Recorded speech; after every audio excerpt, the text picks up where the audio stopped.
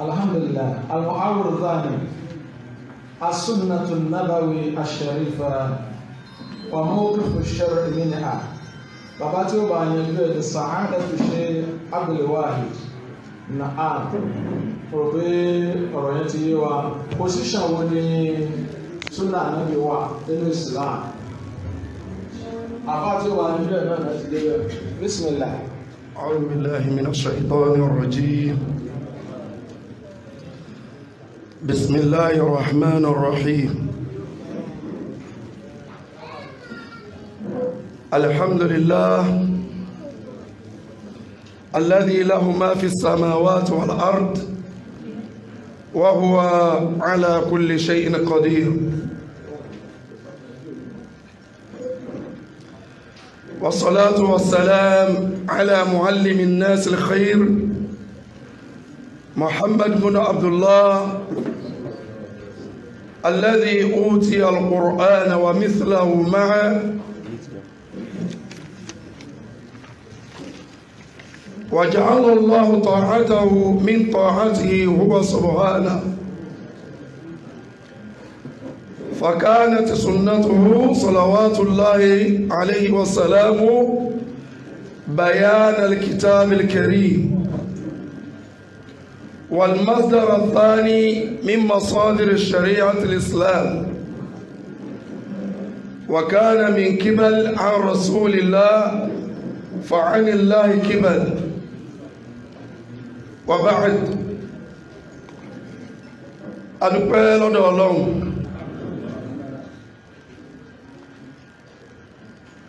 ọba àlékè ọlá tí ó ní gbogbo ohun tí ń bẹnu sánmà àtilẹ̀. òun náà ni alágbára lórí gbogbo nǹkan pátápátá.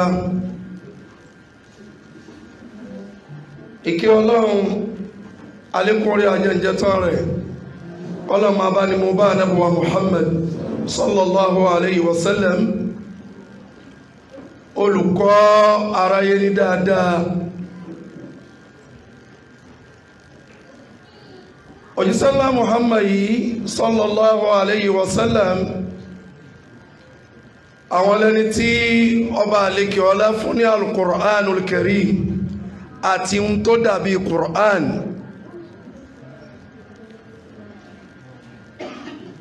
Ọlọ́run ṣe ní ìmá tẹ̀lé ànábùwà Muhammad, pẹ́tẹ́ bá ti ń tẹ̀lé o ẹ ti ń tẹ̀lé ohun Ọlọ́run náà nù. ìta ń pè ní ìlànà ànábì yìí súnà rẹ̀ látọ̀dọ̀ òjíṣẹ́lá Muhammad ló ti wá,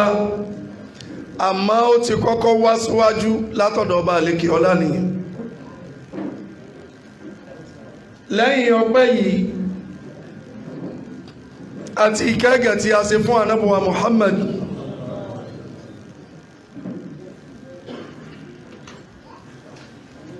mo kí gbogbo àwọn àfáà wa látòkè délẹ̀. nígbàtí ìjókòó bá rí báyìí táwọn ṣùyúùh tí wọ́n pọ̀ ní jókòó, táwọn sheikh wa fadilatu sheikh Imran tí wọ́n bá wá fẹ́ bá wa sọ̀rọ̀, wọ́n ní níwájú àwọn àfáà wa àwọn fẹ́ tọ́ tírà. nígbàtí àwọn sheikh wa bá ń pé àwọn fẹ́ tọ́ tírà níwájú àwọn àfáà, èwo ni àwọn fẹ́ tọ́ báyìí? èmi wá bá wọn kó tírà dání. a kí àwọn sheikh wa púpọ̀ àti gbogbo àwọn bàbá wa tí ń bẹ níjókòó àti gbogbo àwọn àfáà wa tí wọ́n ti wá àtàwọn tí wọ́n tún máa wá. a kí wọn, inú wa dùn púpọ̀ sí bí ọba àlékè ọlá ti yàn wọ́n níṣẹ́. lára súnà anábùwà Muhammad iná ní ká mọ̀ pàtàkì wọn. kìí ṣe bó ṣe rí lẹ́nìí tí gbogbo àwọn àfáà wa wọ̀nyí tí wọ́n wá fúyẹ́ gbá lórí àwọn àwa mùsùlùmí kò yẹ kó rí bẹ́ẹ̀. àárín ìlànà àwọn ẹni ìṣáájú gan pàápàá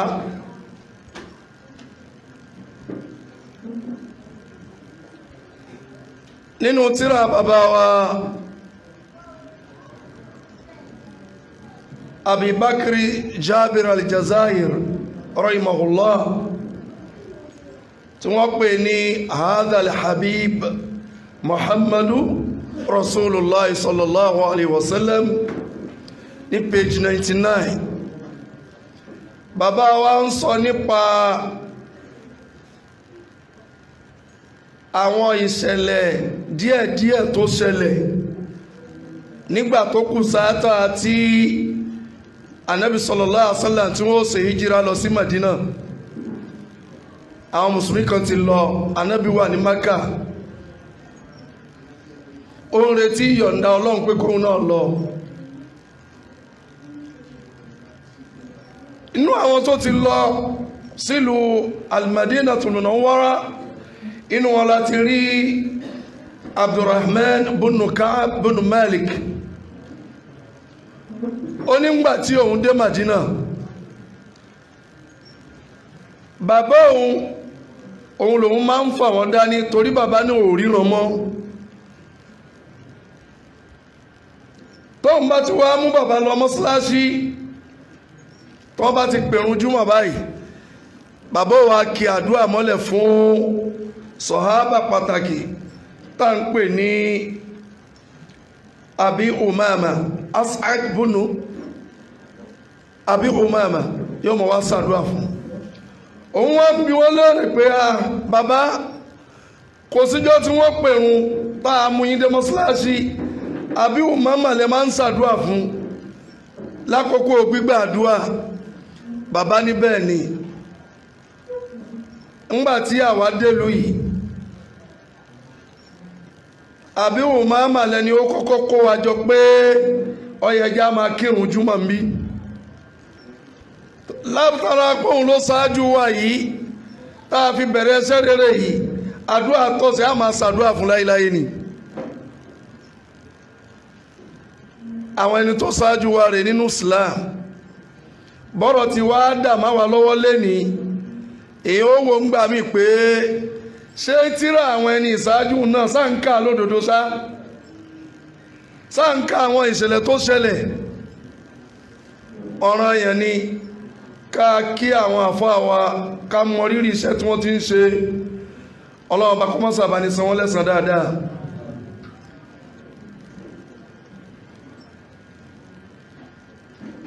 torí àkókò tó ti ń lọ, ohun tí wọ́n ní kí n wá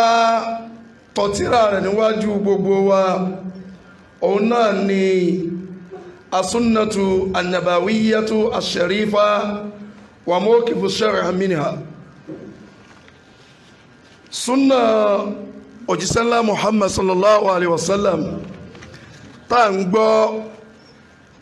táriwo rẹ̀ gbalẹ̀. àwọn ahlu sunna ni wọ́n ń ṣe, ìwọ náà ti dára wọn. sunna ni wọ́n náà ń báyìí. wọ́n ní ipò wo ni sunna yẹn wà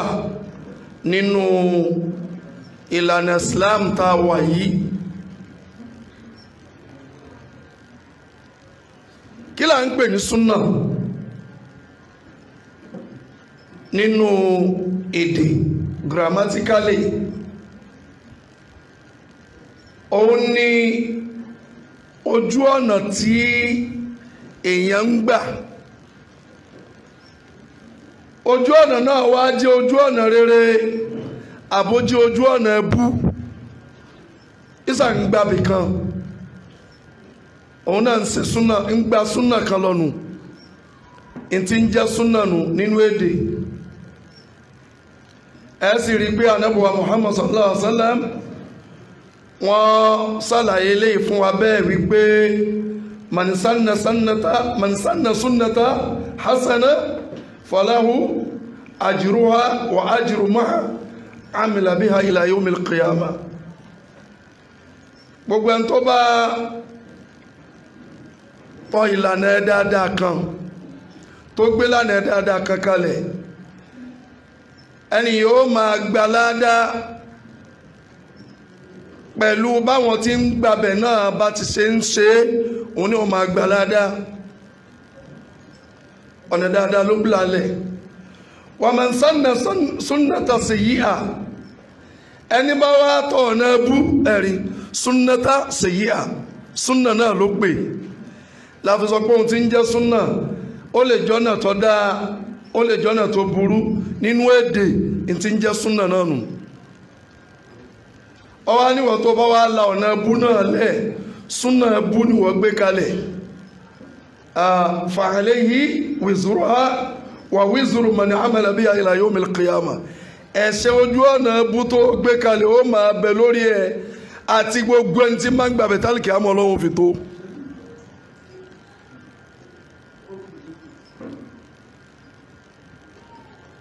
kí wọ́n má bàa wá dá mi dúró púpọ̀ jù lórí pé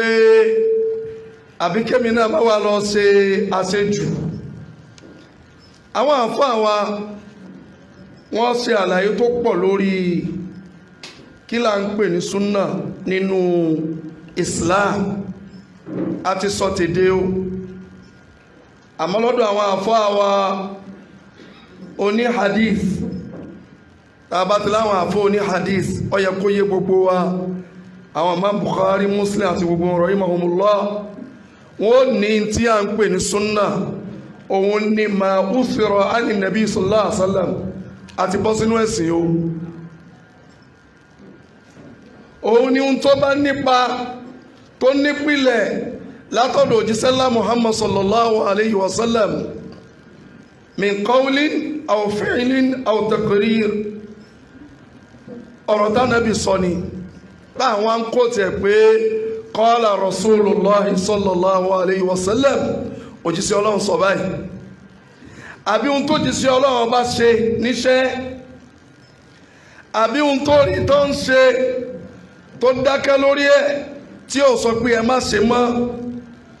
àwọn àfáwọn ní hadith ó fi kún pé àwòsífàtú khalqiyya àbí tí wọ́n bá ròyìn ẹ̀dá ànábì bó ti rí ọ̀gá báyìí ó sọ̀rọ̀ báyìí ọwọ́ rẹ̀ rí báyìí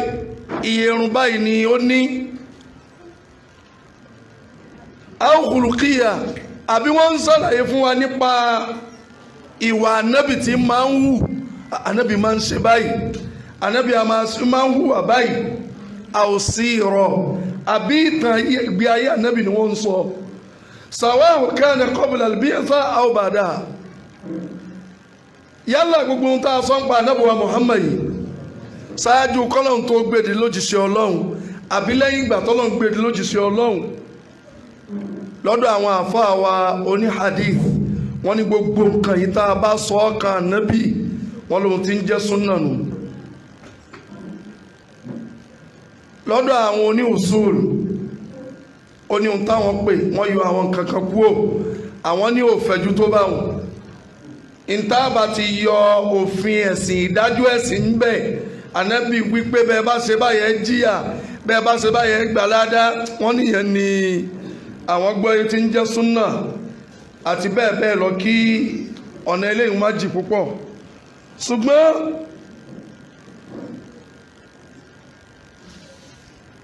bàbá wa Sheikhul Islam Ibn Taymiyyah rahimahullah wọ́n ní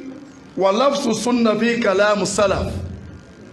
wọ́n ní tá a máa ń sọ pé súnà lọ́dọ̀ àwọn tó ṣáájú wa o ìyẹn làwọn sọ̀hábà ànábì wa Muhammad yatanawal sunnatu fil ibadati wa fil i'tiqadat gbogbo bá ti ṣe sin ọba àlékè ọlá pátá gbogbo àwọn àdìọ́kàn tó yẹ ká ní tá ń pè lákìídà ìmánì báwo là nẹ́bi ti sin lọ́hùn nẹ́fìlà ni ọ̀ranyàn kí làwọn àdìọ́kàn tánẹ́bì kọ́ wa pé tó gbọdọ̀ máa bẹ lẹ́mìí mùsùlùmí rẹ̀ bàbá wa Sheikhul Islam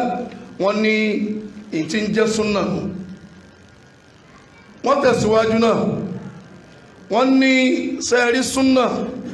nínú ṣẹ̀ríà Islam lọ́dọ̀ àwọn ẹni àkọ́kọ́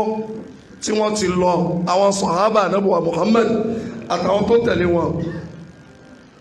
Wọ́n ní lọ́dọ̀ tí wọn àwọn ò ní ìyàtọ̀ kankan fún alánàbí ṣe báyìí bẹ́ẹ̀ náà ni àwa ni ó máa ṣe sàwá yálà inú àlámọ̀rí àdìọ́kàn ni àbíjọsìn ni àwọn ohun tá a fẹ́ ni àwọn ohun tí ṣẹ̀ríà ló dáa tá a bá ṣe ni sànàbí sáà ń ṣe gbogbo kìíní yìí wọ́n ní èyí náà wọ́n ní súnà náà ni kò sí àwọn òyà sọ́tọ̀ ọ̀dọ̀ tiwa ni a ti ń pín síbí pín sí ọ̀hún.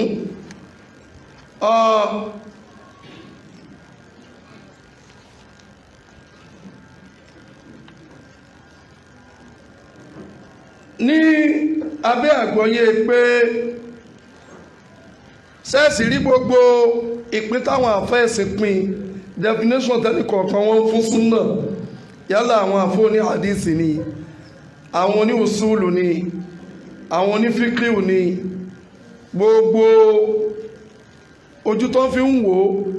kò takora wọn n tó wà ń bẹ̀ ni pé ó ní ohun tẹ́nìkankan wọ́n ń sọ lára ànábì wa Muhammadu fa àwọn eléyìí sọ ànábì lábala báyìí wọ́n ní bàbá sọ pé súnà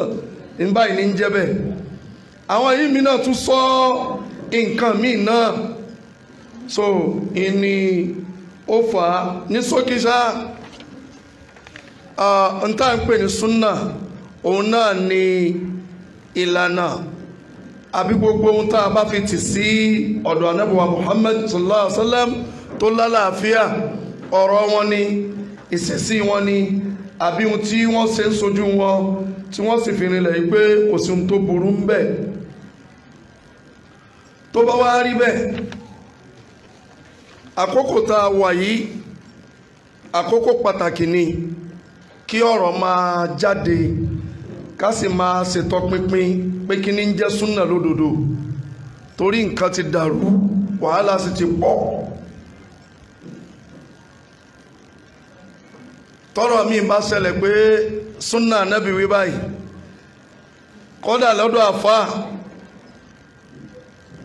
arínú àwọn àfáà wa tèmi tó àwọn gbà pé kẹ́ẹ̀tì ẹ̀ máa sọ pé Ànábì wí súnà kan ni kò tiẹ̀ sọ̀rọ̀ mbẹ̀ nbọ̀lẹ̀ bá Kùránì dénà tó wá jẹ́ pé súnà Ànábì ló wá kù tẹ́rì pé lọ́dọ̀ wọ́n tó ní súnà ló múmú láyẹ̀ tó fẹ́ ṣe ọ̀rọ̀ rí o tiẹ̀ nítumọ̀ sí ó rí ẹbí ìgbà tó ráàyè tó kàn ṣe tó wù ẹ́ tómi náà bá tún fẹ́ sọ̀rọ̀ nípa yín á ní kíní súnà yín tẹ̀ ń ṣeun ẹni tí ń sọ̀rọ̀ yìí náà àfáà ni òun náà ń practice Islam ṣùgbọ́n yóò máa sọ fún ọ pé kíní súnà tẹ̀ ń ṣe kiri yìí èwo lẹ́yìn wá ń ṣe àkókò tá a wà yìí àkókò tó lágbára ni tó yẹ pé ọgbẹ́ni tó gbé súnà dání àwánú jàgbọ́n àti wàhálà ó wá di ọ̀ràn yẹn ká máa wá wò ó ṣé súnà yẹn sóhun tó yẹ kí àwa mùsùlùmí kákàkún ni àbí ò tiẹ̀ níìdì sáró ẹ̀sìn wa ni àbí ìsára ẹ̀ sẹ́ni tí ń ṣe súnà kó tẹ̀síwájú ni àbí kó jùlẹ̀ ẹni tí ẹ̀ ṣe òun ẹ̀ sáàlù súnà tó òun òṣìṣẹ́ tó àti ṣe o ṣé kó máa lọ bẹ́ẹ̀ náà lóòótọ́ ìṣẹ̀lẹ̀ kan ṣẹlẹ̀ láìpẹ́ yìí arábìnrin kan ló wá bá àwọn ṣéèkù wa òun wà nú àdánwò torí pé òun fẹ́ máa ṣe òun ṣe súnà Ànábì wa Muhammad lóríṣiríṣi ọ̀nà bá a ṣe pín ńgbà míì nípa kíkí ìmí náà ìmúra tó tiẹ̀ tún jẹ́ pọ́nà èèyàn tún lè yíwùn nù Quran àti bẹ́ẹ̀ bẹ́ẹ̀ lọ wọ́n gbógun ti wọn wọ́n ń fara nìwọ̀n nílé èmi àtàfọ́ àwa kan ni sheikh ní ká lọ yọjú síbẹ̀ a sì débẹ̀ bàbá tí ó bí ọmọ yìí àfáà ni kódà wọ́n ní ó nílé kéwú táwọn ọmọ ń jáde ń bẹ̀ lọ́dọọdún tí wọ́n ń ṣe wàlímọ̀ rẹpẹtẹ àwa débẹ̀ wọ́n láwọn àlejò ń béèrè yìí bàbá jáde torí ipò tí ẹ̀ rí wa kò tí ẹ̀ fẹ́ kí wa gan à ń kí wọn ò fẹ́ dáhùn wọ́n sá múra ni ẹni tó bá wù kó lọ pè wá ní tó bá wù kó ṣe ara tó bá wù kó dá mo nínú ilé tèmi yìí kò sí súnà ń bẹ ẹnìkan ò sì lè fi kí súnà lọ́lẹ̀ kí n gbà gbogbo ẹjọ́ la rò gbogbo àlàyé la ṣe bàbá ní rárá àní ò ṣe é ṣe ni òun ò bá lọ́wọ́ àwọn tó ṣáájú òun ò sì ní gbà àfáàsì ni tó kọ́lé kéwú tó gba àwọn àfáà bẹ́ pàpà so àkókò tá a wà yìí àkókò ni tó jẹ́ wípé ọ̀rọ̀ súnà yìí wàláyé ó pàtàkì kí a máa yẹ̀wò púpọ̀ pé ó kíní yìí kàn wá ni àbí ó kàn wá bó tilẹ̀ jẹ́ pé tá a máa ń gbọ́ ọ̀rọ̀ dáadáa látọ̀dọ̀ àwọn àfáà wa gbogbo mùsùlùmí náà ní alùsùnà kíní yìí ó kàn yé wa dáadáa náà ni a padà débẹ̀ lábẹ́ àkọlé yìí wọ́n wá fún èmi náà ní àwọn anásùrù àwọn ohun tí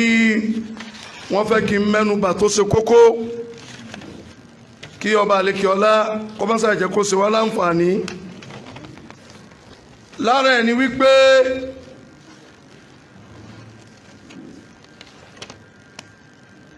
kí là ń pè ní súnà mo rò pé a ti sọ yíhun ní ṣókí nínú èdè àti nínú ẹ̀sìn lára ẹni pé ipò wa ni súnà yìí wà gan nínú Islam ipò wo ló wà gan nínú Islam lára ẹni asúnnàtù wà munkiru qadima súnà Nabi sallallahu alaihi wasallam àwọn tí ń takò látọjọ́ láíláí bí àwọn Khawarij Shia Mu'tazila lára ohun tí wọ́n ní kí n sọ̀rọ̀ lé lórí òun náà ni asúnnàtù wà munkiru haditha súnà anábùwà Muhammad sallam àtàwọn tí ń bá jù àyà àjà lọ́wọ́lọ́wọ́ táwà wáyé lára ẹ̀ náà ni asúnnàtù ma'a al-mustashrikin súnà nábì pẹ̀lú àwọn orientalist wọ́n lu àwọn èèyàn ni pé tá a bá ní a máa bá wọn mùsùlùmí rojọ́ kò sáàyè ẹjọ́ púpọ̀ ara wọn náà ni ẹjá lọ kọ́ wọn lẹ́kọ̀ọ́ níta wá fẹ́ ni ká kó sọ́pọ̀ lọ wọn àwọn wo làwọn yìí hùn lára ẹ̀ náà ni wàhálà tí súnà wọn ń kojú nílẹ̀ Yorùbá wọ́n sì ní kí ni wá ní àbáyọ gẹ́gẹ́ bí Fadilatu Sheikh Suleiman bí wọ́n ṣe sọ ṣáájú lẹ́ẹ̀kan ọ̀kọ̀ọ̀kan àwọn ọ̀rọ̀ yìí tẹ́yìn bá mú ẹyọ kọ̀ọ̀kan ẹ̀ pé ẹjẹ́ asọ́ bọ́yá lápẹẹrẹ mansilatu sunnatu fil Islam ipò àtàyè tí súnà wà nínú Islam a sọ ilé oṣù yóò tún mọ́ yóò tún sún yóò tún mọ́ ṣùgbọ́n ẹ wá já wa dúró nǹkan tí wọ́n fẹ́ kí amẹ́nubà sọ̀rọ̀ àwọn tànà àwọn Shia Khawarij sọ́hùn ní òtó lódìdí ọ̀rọ̀ èyí tí a bá rán wa létí ń bẹ̀ náà ọlọ́mbà ní fàlùbáríkà sí ẹ ọmọ ìyá mi nínú ẹ̀sìn Islam ọ̀ràn èèyàn ni fún wa láti tẹ̀lé súnà anábùwà Muhammad sallallahu alayhi wa sallam títorí pé ipò tí súnà wà nínú Islam nínú al-Qur'anul Karim ipò rẹ̀ mà lágbára o torí ọba àlékè ọlá ó ṣàlàyé ẹ̀ fún wa gangan nù Kùránì yẹn gan náà ni pé súnà nábì ẹ sáwàdá ó tóbi ó lọ́lá bàbá wa al-Imam Ahmad rahimahullah wọ́n ní nazartu fil mushaf àwọn wo Qur'anul Karim dáadáa fawajadtu fi ta'atu Rasulullah sallallahu alaihi wasallam fi 33 mawdi'a àwọn aka ọ̀rọ̀ Ọlọ́run ní Qur'an eléyìí láwọn ààyè tọ́lọ́run ti tọ́ka sí pé ẹni láti ṣe súnnà wọ́n ní kò dín ní ààyè bíi 23 táwọn kanu Qur'an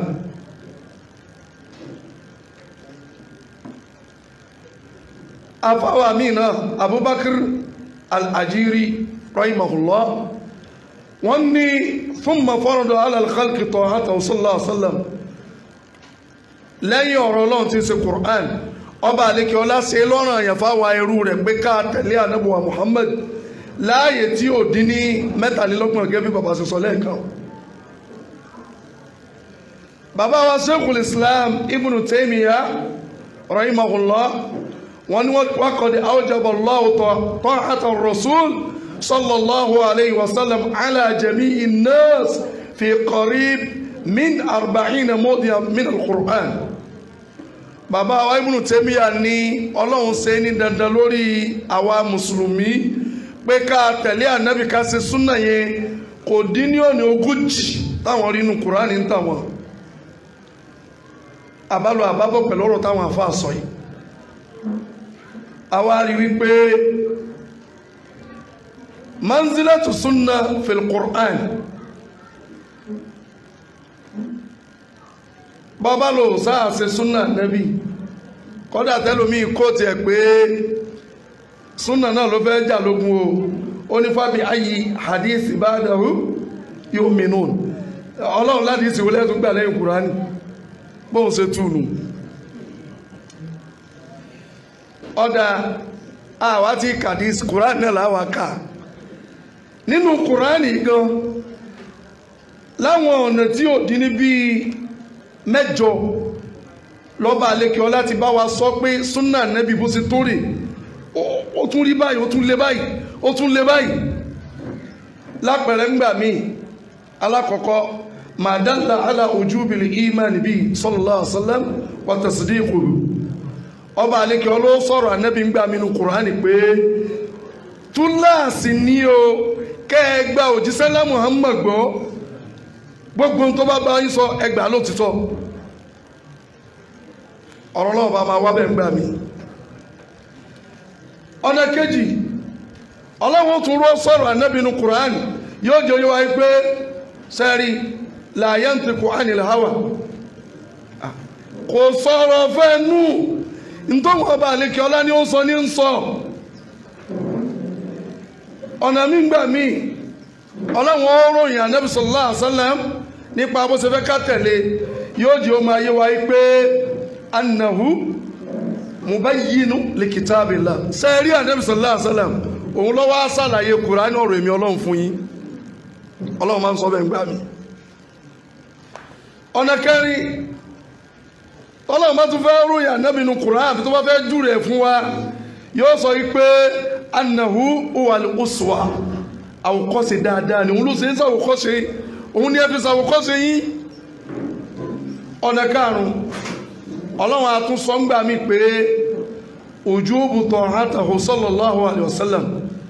ò ní ọ̀nà míì tẹ́lẹ̀ gbà ó ọ̀ràn yẹn ni kẹ́ tẹ̀lé ànábì wa Muhammad. ọ̀nà ẹlẹ́keje àbọ̀nà ẹlẹ́kẹfà ma dalla ala wa'di man ata'ahu wa thawabahu Ọlọ́run ó máa tọ́ka fún wa pèsè rí òjíṣẹ́ ńlá Muhammad yìí sallallahu alaihi wasallam ìlérí òun Ọlọ́run àtàdéhùn tóun ṣe fún gbogbo ẹni tó bá tẹ̀lé súnà rẹ̀ ẹ̀san tí ó gbà ní ládàá tí ó gbà ní. ọ̀nà keje Ọlọ́run ó máa tọ́ka ẹ̀ fún wa nínú Kùránì wípé ìlérí ìyà tó ń bẹ ńlẹ̀ ní fẹ́nikẹ́ni tí ó bá tẹ̀lé tí ó tẹ̀lé súnà rẹ̀ tó yapa ẹ̀. ọ̀nà kẹjọ tọ́lọ́run bá fẹ́ sọ bí súnà Nábì ṣe tó fún wa nínú Kùránì yóò di ọmọ ayé wa yìí pé ó di dandan o Ànábì ní ká máa fi ṣe olùdájọ́ láàrin wa. ọ̀ràn yẹn ni kí n tí bá òkú ṣẹlẹ̀ ẹ lọ sọ́dọ̀ rẹ̀ yóò dá yín lẹ́jọ́. láwọn ọ̀nà mẹ́jọ yìí bọ́ba àlékè ọlá ṣe máa ń pè wá nìyí sí súnà Ànábì wa Muhammad káwá wò ní ẹyọ kọ̀ọ̀kan àtàlàyé bíi méjì lórí ẹyọ kọ̀ọ̀kan. àkọ́kọ́ Qur'an ọ̀rọ̀ Ọlọ́run ọba máa ń pè wá sí pé túláàsì ni kéèyàn nígbàgbọ́ sànábì wa Muhammad sallallahu alayhi wa sallam. àárín ẹnu suratu Nisa aya 136 يا أيها الذين آمنوا آمنوا بالله والرسول والكتاب الذي نزل على رسوله والكتاب الذي أنزل من قبل ومن يكفر بالله وملائكته وكتبه ورسله واليوم الآخر فقد ضل ضلالا بعيدا. آية ọba àlekè ọlá fi pè wá sí ni pàápàá jùlọ fún gbogbo ẹnikẹ́ni tóun ò tiẹ̀ fìgbà kan tiẹ̀ gbọ́ òjíṣẹ́ Muhammad lójíṣẹ́ Ọlọ́run. Ọlọ́run pè ẹ́ sí ni pé ọ̀rọ̀ yẹn ni kó gba òjíṣẹ́ Muhammad gbọ́. Àìwá gbàgbọ́ Ọlọ́run ló ti jùnù ọ̀nà yẹn dẹ̀ jì ọ̀nà yẹn jì ká má láàgùn pọ̀ lórí ibẹ̀ wọn.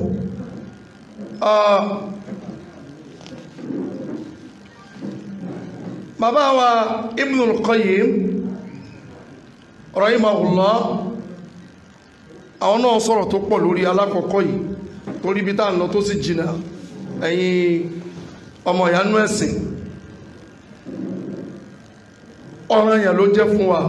gbogbo ẹni tí máa ń jẹ́ ẹ̀dẹ́ èèyàn àtàlẹ̀jẹ̀nú túláàsì ni láti ìjọ́ tọ́lọ́run ti gbé ànábì wa Muhammad dìde lójíṣẹ́ a gbọ́dọ̀ tẹ̀lé ànábì ni o. ó ń bẹ́nu hadisi kùdùsí tọ́ba àlekè ọlá sọ yìí pé ìrẹ́ òjíṣẹ́ náà Muhammad táwọn àwọn ẹ̀dá mi bá gba ọ̀nà báyìí tí wọn náà gba ọ̀nà míì tán la ọ̀nà kan lẹ̀ fúnra wọn Ọlọ́run ni mi ò ní sílẹ̀kùn yẹn lẹ̀ fún wọn ìyẹn ni pé wọn ò ní rí ọ̀dọ̀ èmi Ọlọ́run ọba dé àfi tí wọ́n bá tẹ̀lé ìwà ànábì wa Muhammad sallam. so gbogbo ẹni tí ò tí ìgbà fánábì wípé ànábì ni òjíṣẹ́ Ọlọ́run ni Ọlọ́run ló rán sáyé lọ ti sin ìgbà kí ọba àmájẹ̀ka àbámọ̀ nígbẹ̀yìngbẹ̀yìn. ní ọ̀nà ẹlẹ́kejì tọ́lọ́run wá ń pè wá sí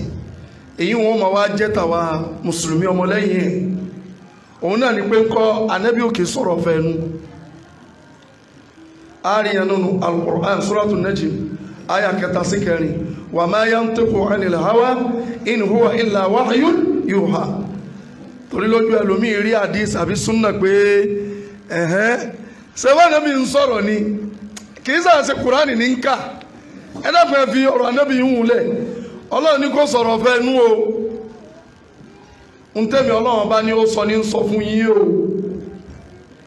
akùnrin nínú Suratul Baqara ayah 31 wadhkuru ni'matallahi alaykum Ọlọ́run ní ẹ sì rántí ìdẹ̀ra òun Ọlọ́run lórí yín. wa ma anzala alaykum minal kitabi wal hikma ya'izukum bihi ẹ sì máa rántí orí èmi Ọlọ́run tí mo ṣe fún yín pẹ̀lú pé mo sọ Al-Qur'an ọ̀rọ̀ èmi Ọlọ́run mo ní kí wọ́n gbé wá báyìí àti hikma. so ní ṣókí wal hikma àwọn àfáà sọ pé gbogbo àyàtà bá rí tọ́ba àlekè ọlá bá ti sọ pé hikma wọ́n ní súnà nínú rìfáàsì nínú Qur'an táwọn àfáà wọ́n sọ. tàbá lọ́wọ́ Risalatu li Shafi'i page 111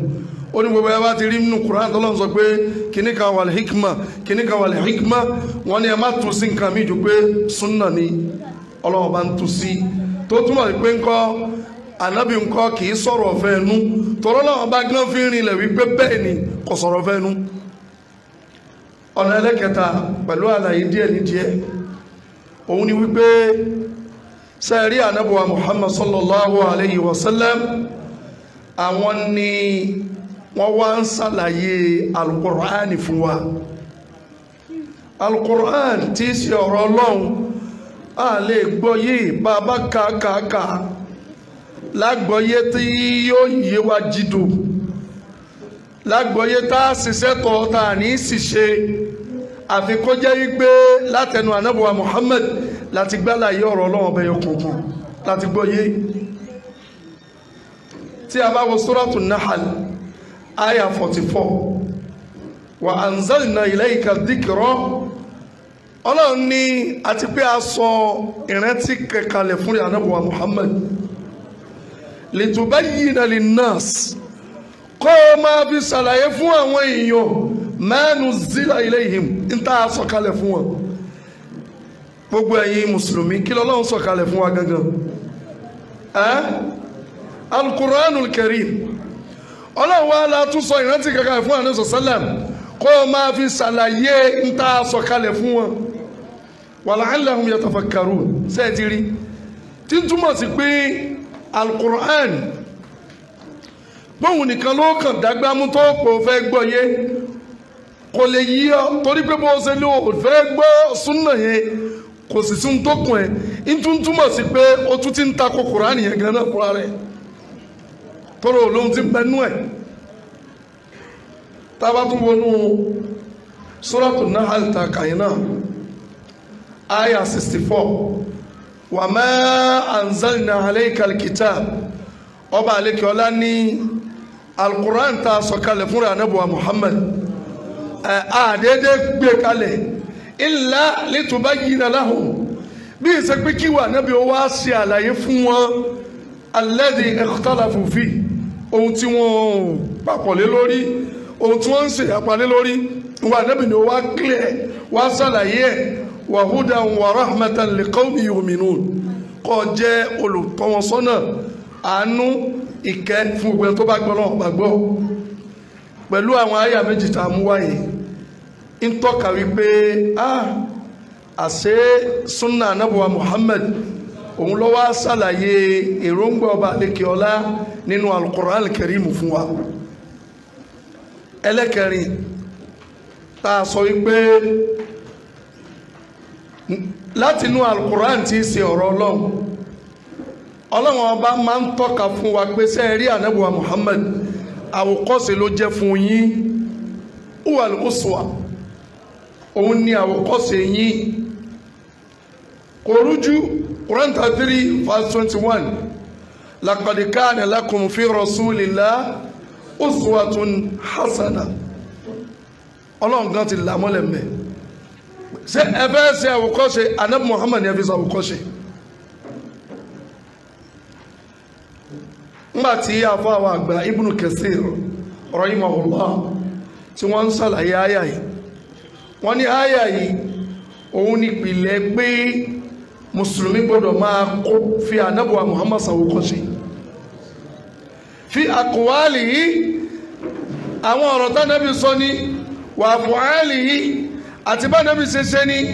wà àhàwálì yìí àti gbogbo òṣèṣì rẹ̀ látòkèdélẹ̀ ẹwọ́nù tafsir Ibn Kathir Aba nínú di kẹfà page 392 táàfà sọ pé laqad kana lakum fi rasulillah àyà yìí nípìnlẹ̀ pé mùsùlùmí gbọ́dọ̀ máa fà nẹ́bí ṣàwòkọ́ṣe níbi gbogbo tó bá fẹ́ ṣe wal mutaba wọ́n lóhun tí ń jẹ́ pé ká sì tẹ̀lé ànábì ká fi ṣàwòkọ́ṣe níbi ohun tó bá ṣe òun náà ni wípé ìtí ànábì bá ṣe ìníkáwà ní ò ṣe alali wájì lẹ́sì fáhẹ́lẹ́ ní gẹ́gẹ́ bó ṣe ṣe mìíní ajílẹ̀ àná fáhẹ́lẹ́ àti torí ń tó torí ẹ̀ ṣe wọ́n ní ti ń jẹ́ pà ń tẹ̀lé ànábì nù àfi ń ṣàwòkọ́ṣe nù ànábì ṣe nǹkan báyìí kò sì ṣe kọjá báyìí náà káwa náà ṣe bẹ́ẹ̀ kí sì ìdí tó torí ẹ̀ ṣe ìdí tó torí ẹ̀ ṣe ni káwa náà ṣe ẹ rí i pé ńgbà táwọn afáwa ń dá wa lẹ́kọ̀ọ́ lẹ́ẹ̀kan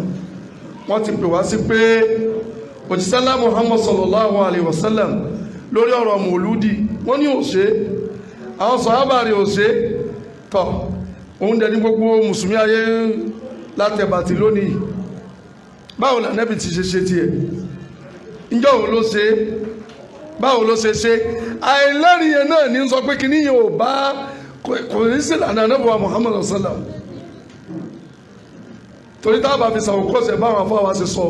kí lànàbì ṣe báwo ló ṣe ìgbà wo ló ṣe torí kí ló torí ẹ̀ ṣe ọlọ́run tó sọ láàyè mí nínú Suratu Ali Imran ayah 31 ọlọ́run ní kó jíṣẹ́lá Muhammad sọ wípé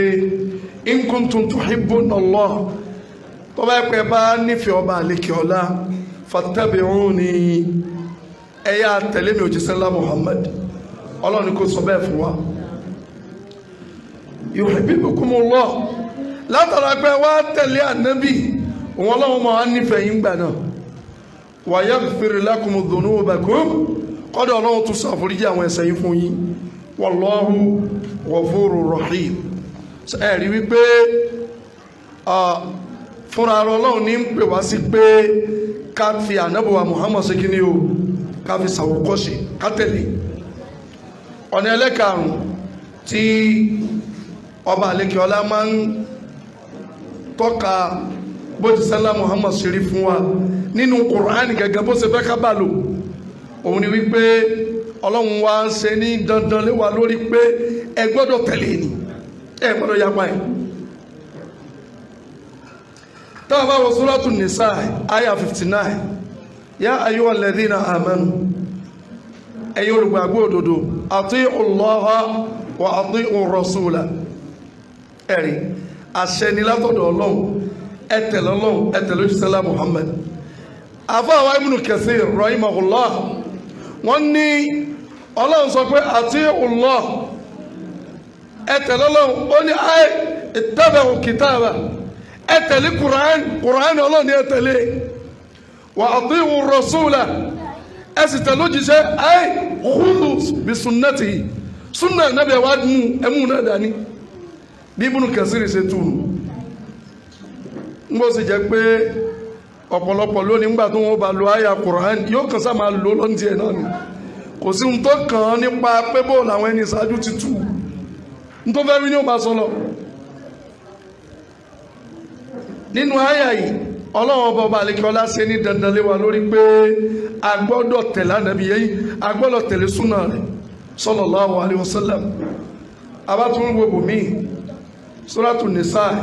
àyà 80 Olúwa ní man yuti'i rasula faqad ata Allah ẹnikẹ́ni tí ń bá ti ń tẹ̀lé súnà nẹ́bí ó ti tẹ̀lé Ọlọ́run náà nù Ọlọ́run fúnra ló sọ ọ́ wa man tawalla Ọlọ́run lẹ́nu ló bá sì wá gúnrí tọ́lọ́run ò ní tẹ̀lé òjíṣẹ́ Muhammad òun ò ní ṣe súnà rẹ̀ fama arsalnaka alayhim abidha àrùn ẹgbẹ́ o máa sọ kiri o àwọn tí ò ṣe súnà nù ẹ máa lù wọ́n rárá o bí irú àwọn àpẹẹrẹ tó ti mú wálẹ̀ kan báwọn èèyàn kan wá ṣe súnà wọn ń ṣe bídíà lásìkò àdá lọ káwọn mọ́ mọ́sálásí kí n ti yẹ pẹ̀lú tiwọn ó ṣe tiẹ̀ àwọn náà máa ṣe tó bá yé wọn lọ. nínú Suratu Al-Ma'idah aya 92 Olúwa ní wa ati'u Allaha ẹ tẹ̀lé Qur'an ọ̀rọ̀ Ọlọ́run ẹ tẹ̀lé wa ati'u rasula ẹ sì tẹ̀lé sunna nabuwa Muhammad wa hadharu ẹ wá ṣọ́ra yín àwọn tí ó wàhálà ń bọ̀ wàhálà sì ti dé látara àwọn nǹkan tẹ́ máa gbọ́ lóríṣiríṣi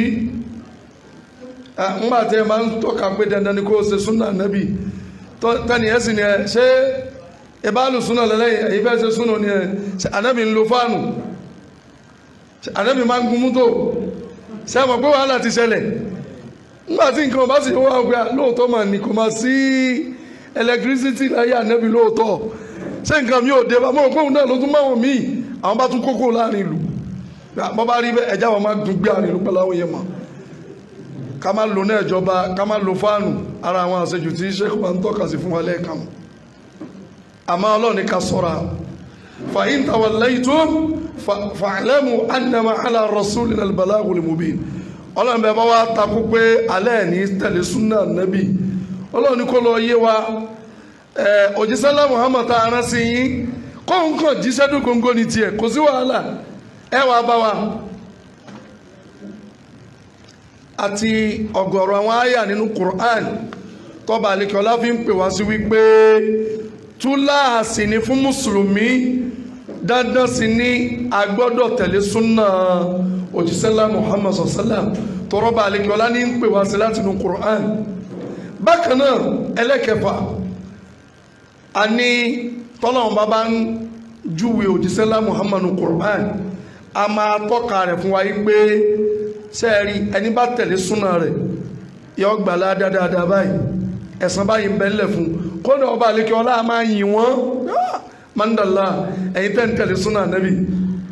ọlọ́run máa ń sẹ́yìn fún wọn. tí a bá wọnú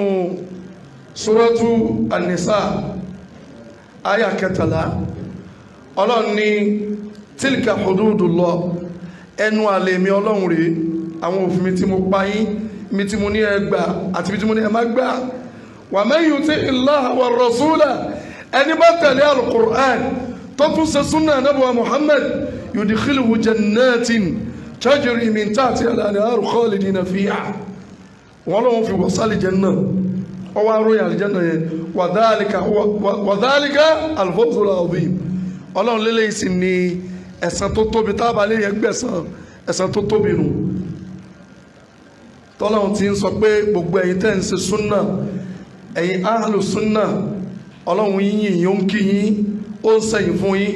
ó sì ń sọ ẹ̀san tó dáa tó wọn Ọlọ́run ó sì fún yín tábà tó wọ Suratu Nisa àyà 69 wa man yuti'i Allaha wa rasula ẹnikẹ́ni tí bá ti ń tẹ̀lé Allah ayé al-kitab ẹni tí ń tẹ̀lé ohun tí ń bẹnu Qur'an wa rasula tí tí wọ́n ń ṣe súnà Ànábì wa Muhammad fa ulaika ma'a alladhina an'ama Allahu alayhim minan nabiyyin wa siddiqin wa shuhada wa salihin wa hasuna ulaika rafiqa Allahu akbar Ọlọ́run jẹ́ ká máa bẹnu wọn báyìí o ẹwà àwọn tọ́lọ́run ló wọ́n dà wọn papọ̀ pẹ̀lú wọn yóò máa bẹ pẹ̀lú àwọn ànábì Ọlọ́run yóò máa bẹ pẹ̀lú àwọn olódodo yóò máa bẹ pẹ̀lú àwọn tó kúkú ṣàhídì pẹ̀lú àwọn ẹni rẹ̀ látara pé ó tẹ̀lé súnà Ànábì wa Muhammad àtàwọn àyà tó lọ rẹ̀gẹ̀dẹ̀ bẹ́ẹ̀ kí n tó máa yà kan wá nínú Suratu Nur àyà 52 tọ́ba àlékè ọlá ní wa man yuti'i Allaha wa rasula ẹnikẹ́ni tí bá ti ń tẹ̀lé al-Qur'an tí sì tún ṣe súnà Ànábì wa Muhammad wa yakhsha Allah tí wọ́n ń bẹ̀rù Ọlọ́run tí ń páyà Ọlọ́run wa yattaqi wa yakhsha Allah wa yattaqi ń páyà Ọlọ́run bẹ̀rù Ọlọ́run fa ulaika humul faizun gbogbo orun wọn ni ó jèrè sábà wà pé wọ́n tẹ̀lé súnà Ànábì wa Muhammad sallallahu alaihi wasallam so gbogbo àwọn àyà yìí ẹ̀rí ni ìtọ́ka ni wípé ń kọ́ gbogbo ẹni tí bá ti ń tẹ̀lé súnà Ànábì ọba àlekèọlá ó ti pèsè ẹ̀san rere kalẹ̀ fún wọn ìsìn kí wọn iyìn wọn ẹlẹ́keje lára àwọn ọ̀nà tí ọba àlekèọlá máa ń gbà tọ́ka Ànábì fún wa tó fẹ́ ká gbọ́yé tí sì fẹ́ ká tẹ̀lé súnà rẹ̀ tí ó sì fẹ́ ká yapa ẹ̀ Ọlọ́run máa wá ń jí oyé wa pé gbogbo ẹni bá wá yapa súnà Ànábì pé kí ni ẹ dákun ẹ gbé ju súnà jùlẹ̀ òun ẹ sáàlù súnà ń tó òun ò tẹ̀lé o Ọlọ́run sàlẹ̀ àdéhùn ìyàtìrú wọn jẹ́ ọlọ́màjà jíyà tí a bá wọnú Suratu Ali Imran ayà 32 Ọlọ́run ló jíṣẹ́ Ọlọ́run sọ fún wọn wípé ati'u Allaha wa rasula àní ẹ tẹ̀lé al-Qur'an ẹ sì ṣe súnà Ànábì náà fa in tawallaw Olúwa ní bí wọ́n bá wá takò pé àwọn ò ṣe súnà ń tàwọn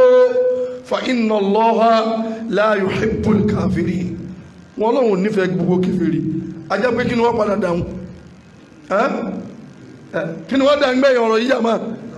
òun náà ló fà tó fi jẹ́ pé gbogbo wọn tí wọ́n láwọn ò ṣe súnà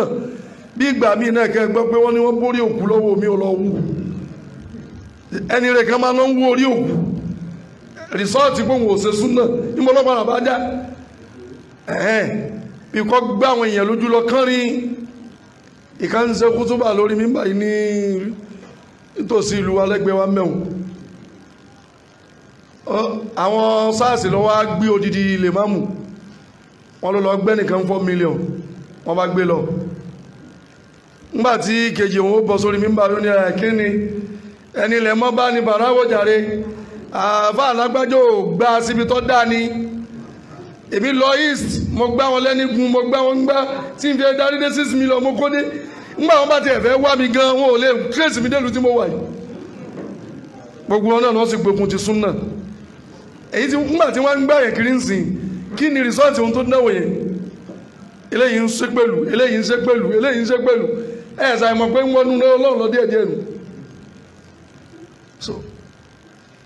àárí àyà mi náà nínú al-Qur'an Suratu Nisa àyà 42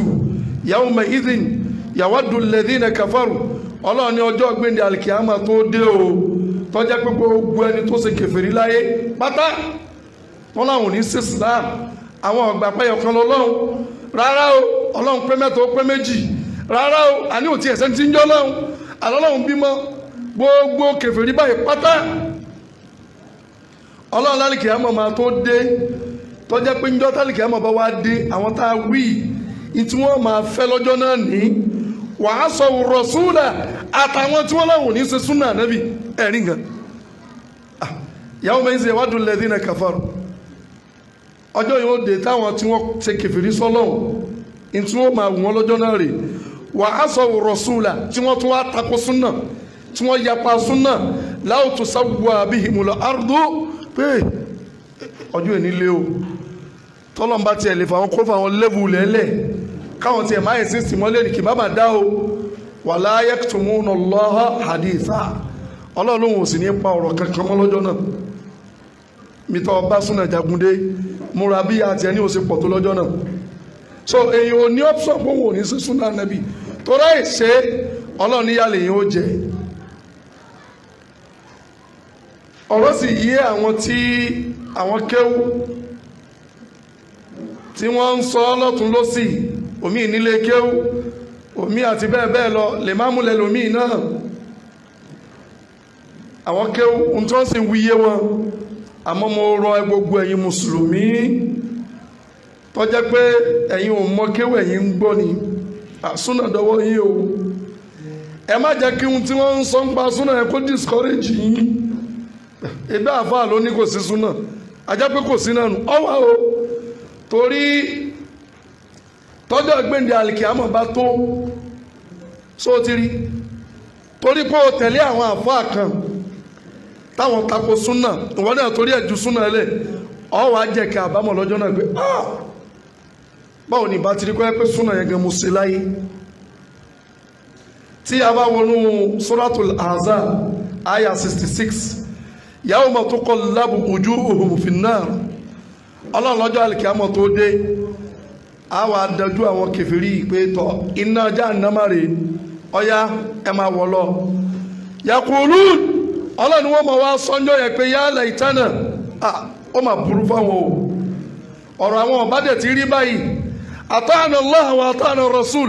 ìbájẹ́pọ̀ àwọn tẹ̀lé ọlọ́run láyé Qur'an àwọn sì ṣe súnà ní kì bá ti dàbá ilé ní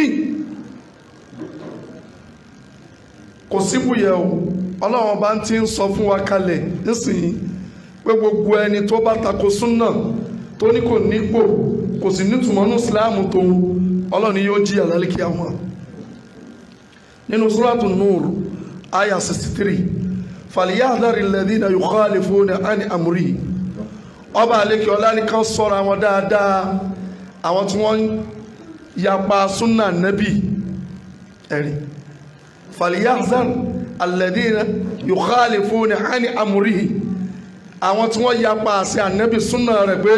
ẹ̀dàpọ̀ ẹ̀fìtà nẹ́bì lé àwọn onídìí ẹ̀ àwọn onídìí àti tẹ̀lé súnà an tusibahum fitna wàá lọ bá wọn ò kọ́ sọ́ra kí wàá lábàá má bá wọn aw yusibahum adhabun alim tàbí tó bá dàlì kí a mọ̀ kí yàtọ̀ lé ó jẹ wọn inú tafsir Ibn Kathir ó ní fìtínà àtàyé tí ó bá wọn tọ́lọ́run ní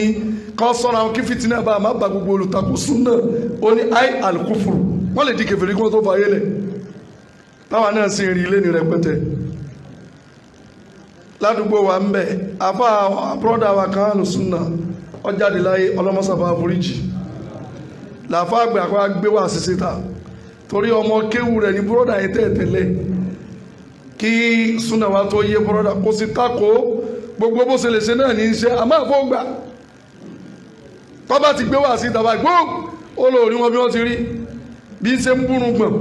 ní ó máa bú ṣòkòtò ní ó máa bú àwọn ẹlẹ́hà àfa ìwà jáde láyé ìyẹn ọmọ kéwù ẹ̀ ó ní ẹ wò ó èyí tó kú tó lóun ṣe súnà yìí bẹ́ẹ̀ bá lọ tú sáré rẹ̀ ń sìn ẹlẹ́dẹ̀lẹ́ bá ń bẹ̀ bó ṣe sọ lójú táyé náà èmi àti ọ̀nkù mi kan àwọn náà kéwù dáadáa wọ́n bá palẹ̀ tíra mọ̀ pé àfikà lọ bá àfà kí lè rí i pé tí èyí mùsùlùmí bá kú ẹlẹ́dẹ̀ lábàánú sáré ẹ̀ adélé wọn èmi náà tẹ̀lé wọn jọ náà ẹ mọ̀ bí wọ́n ti kọ́lé ìlú òkè gbogbo ẹ̀nà ẹgbẹ̀ ẹ̀yà náà ní sáyé àwa ń sálàmọ̀ níta à ń wo àfà alágbàlá lọ́ọ̀kan ó dá ìyá odó tó ń gún nǹkan náà odó rí ẹ̀ bolẹ̀ obìnrin kan sì dúró lórí odó yẹn ní òwò táàfà gbé ọyàn ìdání tí ń sangbẹ́rẹ́ lọ́wọ́ yìí àwọn tí wọ́n ń sálámà tún bọ́ sẹ́gbẹ́ kí sáwà lẹ́kùn wà lẹ́kùn sálá àfáàdé ń bá sẹ́ lọ kí ló dà kó tó fa ayélẹ̀ yìí sí èyí tí ó gẹ̀rí òkú èyí tí ó lọ jí aṣọ òkú èyí tí ń fi ẹ̀jẹ̀ oṣooṣùn obì tí fi hàn tú kíní ibi ọmọ àwọn aráàlú ó fọkàn tán pé àfáàní ẹlọ́ba àbò mọ́lẹ̀ lóòrùn àfóòjì yóò máa jó bí ọmọ lóríṣiríṣi àfáàní fìtínà tọ́lọ́run yóò bá wọn ni pé wọ́n di kèbèrè gbogbo báyé lẹ̀ ẹni ẹ lọ wo gbogbo ṣe sí wọn ẹ lọ wo àtúbọ̀tán wọn bó ti ń rí tọ́ba ti wá dàbẹ́ a ó yóò sí ibà hó adhabun alim ìyàtọ̀ wa lé wa jẹun lálẹ́kì àwọn máa torí náà kò sí ọ̀nà tá a lè tọ̀ tẹ́yìn ò bá ti ṣe súnà nẹ́bí ọlọ́run sàdéhùn ìyà fún yóò jìyà o ọlọ́mọdé àjíyà ọ̀nà ẹlẹ́kẹjọ ọba àlekẹ́ ọlá máa ń tọ́ka nẹ́bí fún wa ní Kùránì pé gbogbo kí n tó bá dé ànẹ́bí ni ẹjẹ́ ó máa dájọ́ láàrin yín gbogbo àwọn àyà tá a mú àyà Kùránì ni ànẹ́bí ni ẹjẹ́ ó máa dá yín lẹ́jọ́ àárín nínú Suratul Nisa àyà 65 fala wa rabbika la yu'minun ọlọ́run ní wàláhì kò rí bẹ́ẹ̀ mo fi èmi ọlọ́run ọba rẹ̀ mo tún fi búra fún rẹ̀ ànábì wọ́n ò nígbàgbọ́ hatta yuhakkimuka fima shajara baynahum ó dìgbà tó wáyé pèrè ànábì ni wọ́n ń fi ẹ́ sí olùdájọ́ láàrin wọn tó bá dé wọ́n wá kẹjọ́ bẹ́ẹ̀ ọ wá dá wọn lẹ́jọ́ thumma la yajidu fi anfusihim haraja bàbá sì dájọ́ tán báyìí kò tẹ́bi lọ́rùn kọ́nu kọ́ kankan ò ní sílẹ̀ mi wọ́n mọ́ tó ànábì ti sọ náà mimma qadayta wa yusallimu taslima wọ́n jura lẹ̀ fún ẹ pápátá yá ń tá ànábì wí náà lọ́nà kò sọ́nà mímọ́. àwọn inú tafsir mùsùlùmí lẹ́ni yìí eléyìí ẹsẹ̀ mùsùlùmí yahudi ni wọ́n bá ń jà láàrin ara wọn yahudi ní kí ni ó wà fàjà ebó jíṣẹ́ láàyè òjíṣẹ́ yìí Muhammad ń bẹ láyé já lọ bá kó dájọ́ yìí òun náà ní rárá ó ṣe jẹ́ pé ọ̀dọ̀ ànábì láwa lọ ó tún dápọ̀ ẹlòmíì náà tó wọ́n ṣe mùsùlùmí àwọn mùsùlùmí kan rí báwọn aláwọn tó ń jà náà báyìí tí àfọ àwa sọ pé sábàbù nùzúlù ayé àyíre wọ́n jà ní wọ́n bá kẹjọ́ lọ bá ànábì ní wọ́n jàre ìwọ́n jẹ̀bi èyí wọ́n dá lẹ́bi lóhun ọgbà o ìdájọ́ ànábì ò tẹ́wọn lọ́rùn o yà lọ bá Abubakar wọ́n dọ́dọ̀ Abubakar wọ́n rojọ́ bá nẹ́bi ti dá lòun náà dá àwọn onírárá kò sọ̀rọ̀ mbẹ́ yà lọ bẹ́ẹ̀ nìkẹta Umar radiyallahu anhu wọ́n dọ́dọ̀ Umar ẹnìyẹn ní ìwò rẹ̀ Umar bunul Khattab kẹ́ẹ̀tọ́ dájú àti lọ́ọ̀dọ̀ ànábì ọkùnrin kẹ́ ń dàmí láàmú látàárọ̀ náà alọ́ọ̀dọ̀ Abubakar ó ní òtẹ́wọn lọ́nà àlàyé débi Umar ni mò ń bọ̀ ìyẹn wá wọlé lọ mú àdájáde lọ bá bẹ́ẹ̀ lórí bọ́ọ̀lẹ̀ ìkejì wá sáré lọ bá nẹ́bí pé Umaru ti pa o ẹni àjọ wá bí nísinsìnyí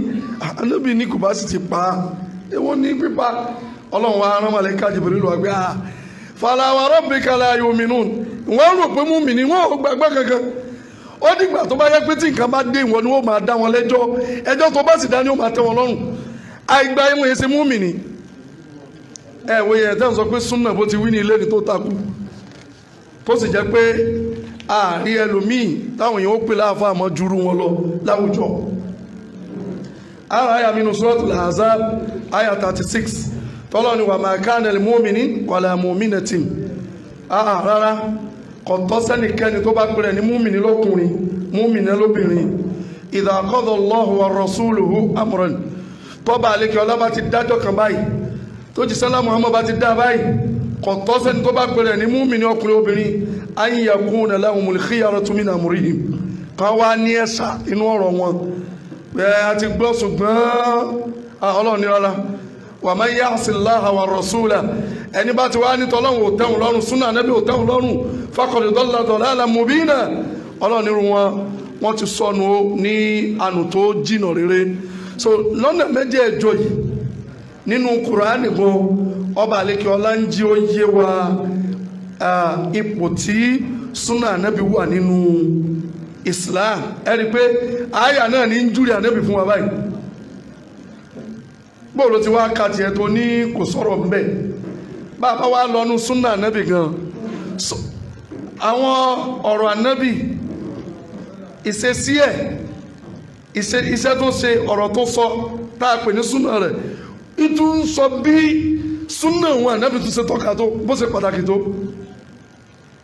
manzilatu sunnatu fil hadith nabawi àwọn ọ̀rọ̀ ànábì kan tó sẹ́mọ̀ ọ̀tọ̀ ní pé àyà ṣe bá àyà nítorí bá a ṣe ń tu yìí ń sìn táwa gbọ́ lẹ́nu àwọn àfáà wa tá a sọ pé bọ́lọ́hun ti wíre tá a tu yìí báyìí náà làwọn náà tù wọ́n sì tú sí nǹkan mi wọ́n máa wí nǹkan mi lọ ẹja lọ́dọ̀ anábùwà Muhammad náà fún rẹ̀ sallallahu alayhi wa sallam tó jẹ́ wípé àwọn àfáà kọ ẹ̀rí lórí ẹ̀ tó pọ̀ pé bẹ́ẹ̀ bá ní kẹ́ máa ka àwọn ọ̀rọ̀ anábì lórí n tó sọ nípa súnà rẹ̀ kò níye ó pọ̀ gan mélòó lẹ fẹ́ kà ń bẹ̀ pé ọ̀rọ̀ anábì gan ló sọ wípé ọ̀ràn yẹn ni kẹ́ ẹ tẹ̀lé súnà mi ọ̀ràn yẹn ni kẹ́ ẹ gbọ́ ohun tí ń bá wí túláàsì ni kẹ́ ẹ tẹ̀lé ó pọ̀ lọ́rẹ́gẹ́dẹ́ lẹ́yìn tó jẹ́ wípé kí àkókò máa lọ torí pé a sì mú ọ̀rọ̀ kan nínú ọ̀rọ̀ tó pọ̀ rẹpẹtẹ ipò tí sunna anabuwa Muhammad wa sallallahu alayhi wa sallam nínú Islam ìyẹn wá ní lé àwọn ìtọ́ka tó súnmọ́ tí gbogbo wa náà lè rí mú wá a rí bíi bàbá àti ọlọ́run ní pé tá a bá kírun ká sàlùwàlà ọlọ́run sì tọ́ka àwọn ọ̀ràn yan àlùwàlà fún wa nínú Qur'an lẹ́yìn tó jẹ́ pé kò wá sí mùsùlùmí náà láyé lẹ́ni tí ó sàlùwàlà tá a wá ní àwọn ọ̀ràn yẹn nìkan lòún fẹ́ lò òun ò ní fọnu òun ò ní fímú àtẹwọ́ ní èyí tó sákàn ń tóbi ni pé ọlọ́run tẹ́ ẹ bá fẹ́ kírun o idha qumtum ila salah faghsulu wujuhakum ọlọ́run ni ẹ bá ti fẹ́ kírun ẹwẹ́jú ẹbọ́jú ẹfọwọ́ yín ẹfọmi parí ẹsì fẹsẹ̀ ṣé gbogbo yín náà ní pé àlùwàlá rẹ̀ yóò pé o àwọn èyí tó wá kù à ń patí à ń fi mú à ń fọnu à ń fọwọ́ àwọn yìí ń kọ́ ọ̀sà ìmọ̀ pé súnà ànábì Muhammad ni àti gbogbo inú àwọn ìjọsìn tó bẹ́ẹ̀ náà ní ìrun kíkí àṣẹ Ọlọ́run ní pé ẹ kírun kò ní sọ ìrákà àtẹ́kì fún yín àti gbogbo nǹkan tó kúnnù òun tá ń kí lẹ́nì ó lè rí àyà tó tọ́ka sí lẹ́yìn pọ́lọ́ ní ẹ kírun ẹ lè rí kẹ́ rùkú ẹ forí kanlẹ̀ ṣé rùkú àti forí kanlẹ̀ nìkan ní ń bẹ́ nùrún ẹwà dúró nǹkan tí ń bẹ́ ń bẹ́ súnà náà sọ̀sálà ló wá sàlàyé gbogbo ẹ̀ fún wa ló fi jẹ́ wípé ńgbà tí ànábùwà Muhammad ń bẹ láyé dandan gbọ́n ní kéèyàn tẹ̀lé súnà rẹ̀ látara àwọn àyàtà àti mú wá rẹpẹtẹ yẹn gbogbo àwọn sàhábàl kiram àwọn ò sì yapa lórí ẹ̀ ànábì ń bẹ láyé wọ́n ń tẹ̀lé súnà rẹ̀ lónìí wọ́n ń tẹ̀lé lọ ni wọ́n ń yapa ẹ̀ wọ́n ń yapa súnà ní sàlám nígbà tí òjíṣẹ́ Ọlọ́run bá ń bẹ láyé pẹ̀lú àwọn àyà tó pọ̀ àfọ́ àwọn àgbà Ibnul Qayyim wọ́n ní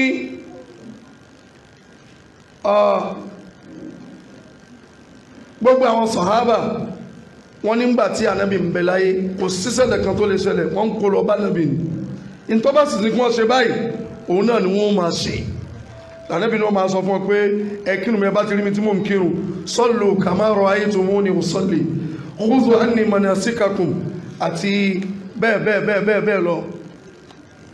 tí a máa rí àwọn ẹ̀rí wọ́n gbogbo àwọn sàhábà ànábì ni wọ́n lọ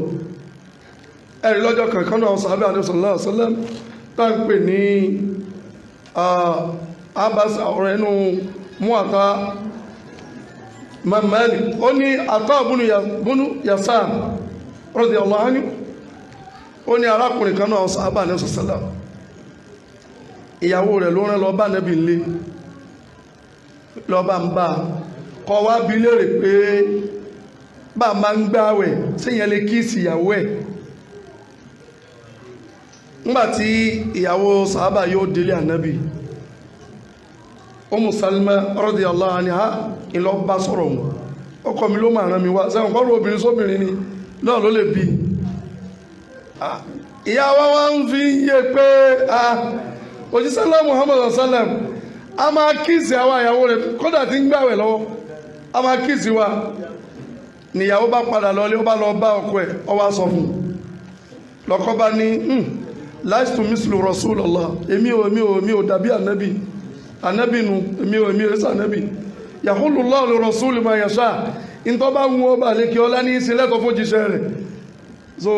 èmi ò sà ànábì kò sì ṣe lẹ́tọ̀ fún mi ò sá ní ṣe já ọ̀rọ̀ tọkọ yẹn tún sọ ọ̀rọ̀ yẹn tún dọ́dọ̀ ànábì wa Muhammad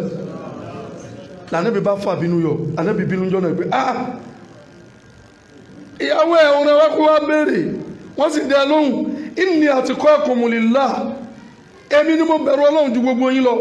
wa alamakum bi hududi ẹnu àlọ́ ọlọ́run ẹ débi ẹ gbọ́dọ̀ débi èmi ni mo sì mọ́jú torí náà tí n bá ti sọ pé báyìí ni bẹ́ẹ̀ náà ni súnà náà nù níta fẹ́ ló mẹ́rin ni pé àwọn sọ̀hábà nígbà táwọn ẹbí ń bẹ láyé wọ́n ń tẹ̀lé súnà ànábì gan kò dẹ̀ sí ohun tó lè ṣẹlẹ̀ wọ́n ń kọjọ́ lọ bá ànábì wa Muhammad sallallahu alayhi wa sallam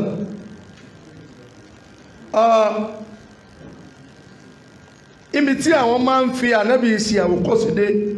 àwọn tó bá lò ìntánẹ́bì bá ṣe ni wọ́n máa ń ṣe ìntánẹ́bì bá fi ilẹ̀ báyìí àwọn sàábò ní débẹ̀ wọ́n mọ rízì tánẹ́bì fi ń ṣe wọ́n ò mọ rízì àwọn náà ń ṣe pé ànábì sáà ṣe bí ànábì ti ṣe ẹ̀sùn náà á máa ṣe náà ni ànábì pa nǹkan tí kò ṣe mọ́ ó ní ìdánábì fi fílẹ̀ tí ò ṣe mọ́ ó yé wọn kò yé wọn àwọn ní òní sáà ní ṣe mọ́ náà ni Imam Bukhari ó ní Ibn Umar radiyallahu anhuma ó ní òjíṣẹ́ Muhammad sallam wọ́n ní òkà kan tí wọ́n ṣe láti bí góòdì ní òkà yẹn ànábì a máa wọ̀ láwọn yẹn náà bá lọ mú òkà góòdì ó ń kálùkù bá ń wọ̀ sọ́wọ́ ń gbọ́ yá ànábì sallam yọ òkà yẹn ó yọ kúò ó ní inni lan albasa abadan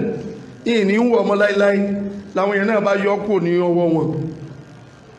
ànábì wọ̀ wọ́n wọ̀ ànábì yọ àwọn náà tún yọ báwọn tó bá ànábì ló ṣe ń ṣe nípa súnà ní òṣèṣálà a rí ẹ̀rí mi náà tí òjíṣẹ́ Ọlọ́run bá ń kírun fún àwọn sàábé rẹ̀ lọ́jọ́ kan ó síwájú ìrun kírun fún wọn lẹ́ni tí ó wọ bàtà sẹ́sẹ̀ orí ìrun gbogbo àwọn sàábà náà wọ bàtà orí ìrun náà lànàbì ti bọ́ bàtà sí ẹgbẹ́ òsì rẹ̀ báyìí ọba bọ́lẹ̀ lẹ́ẹ̀kan náà tí gbogbo wọn rí bá nẹ́bí bọ́ bàtà gbogbo wọn náà bọ́ bàtà lẹ́ẹ̀kan náà ìgbà tó jíṣẹ́ Ọlọ́run wa kírun parí lọ́wọ́ ní kí ló dé tí gbogbo yín bọ́ bàtà lẹ̀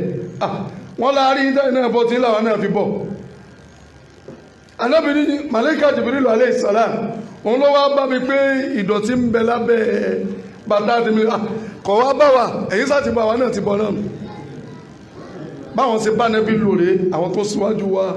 nínú Islam a sì sọ wípé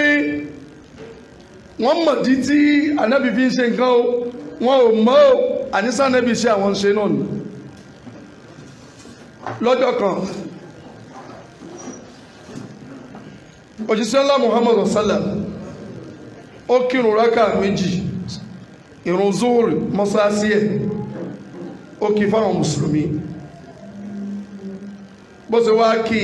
ọwá ní tó gbogbo ẹ̀ mùsùlùmí ọya Káàbà yẹ já máa lọ gbogbo náà bá tẹ̀lé Ànábì wọ́n bá ń tẹ̀lé lọ wọ́n ò ń béèrè pé èyí tá a ṣe Ànábì sọ́sà ṣe bísímìláì àwọn náà ń tẹ̀lé lọ ni ẹjẹ́ mú ẹ̀rí eléyìí wá tí Ibn Mas'ud radiyallahu anhu ó ní sọ̀hábà yìí ọwọ́ mọ́sálásí jọ jímọ̀ Ànábì ń ṣe kútùbà lọ́wọ́ jọ náà kútùbà ń lọ sàábẹ̀ yóò ń dé ta mẹ́yẹ in tó gbọ́ tí ànábì ń sọ lọ́wọ́ ni pé ìjìlísù ẹ jókòó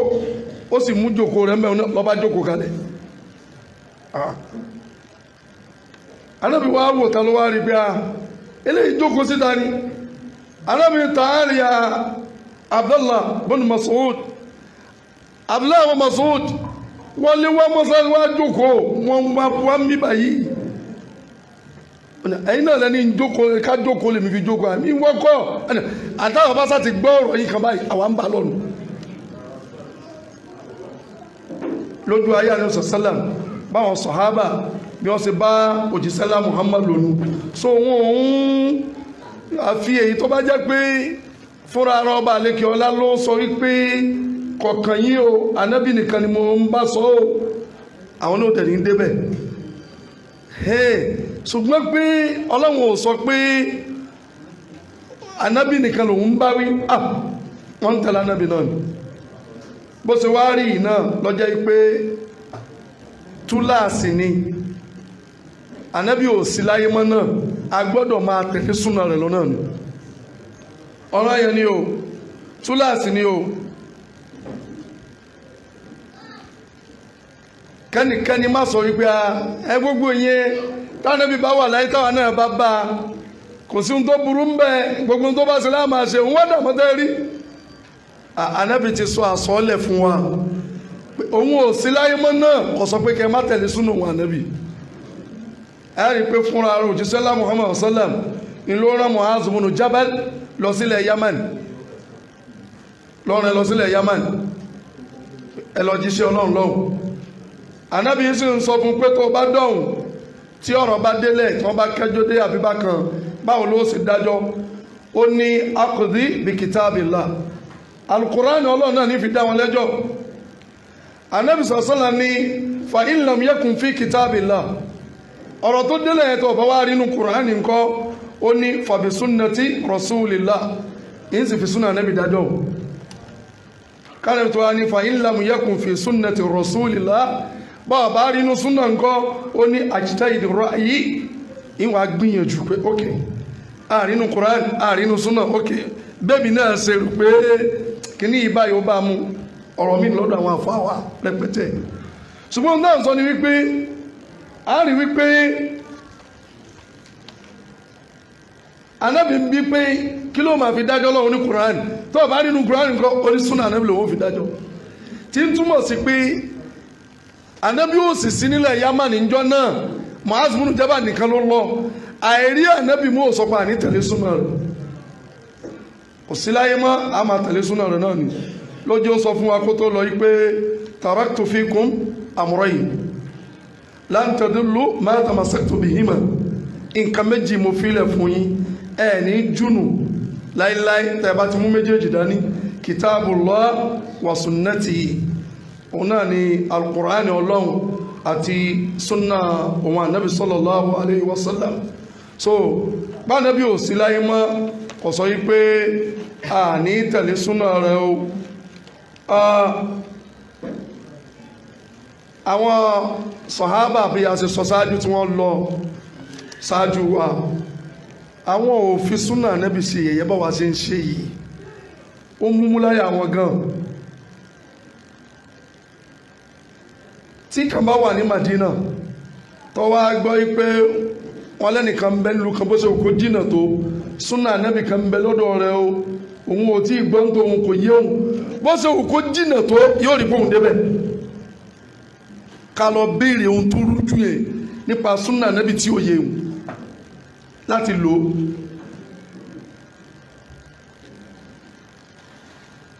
àdìsíkà ń bẹ lọ́rọ̀ inú tírà àfọwà Bukhari Uqba ọmọ Haris radiyallahu anhu ní ọjọ́ kan ni wọ́n sọ fún pé Uqba ìyàwó rẹ̀ tó fẹ́ sílé ìwọ pẹ̀lú ẹ máa jọ mú yẹn pọ̀ lọ́dọ̀ ìyá kan ní sáwọn pé nú àwọn obìnrin tá a lè fẹ́ nú Islam èyí tí a jọ mú yẹn pọ̀ wà ń bẹ̀ àbí bẹ́ẹ̀ kọ́ ni kódà ká má jẹ́ ẹran kan náà àmọ́ ìyá kan náà ló fún wa ní ọjọ́ tó ọjọ́ fún àjọ fún yẹn lọ́dọ̀ ẹ̀ ni ó kọ́ máa mọ̀ ìyàwó náà kò fi dàgbàlagbà tó fi fẹ́ra wọn bí wọ́n sì wá sọ fún pé n tó ṣẹlẹ̀ nu o lẹ́ẹ̀kan náà ló kì í ẹ̀sìn mọ́lẹ̀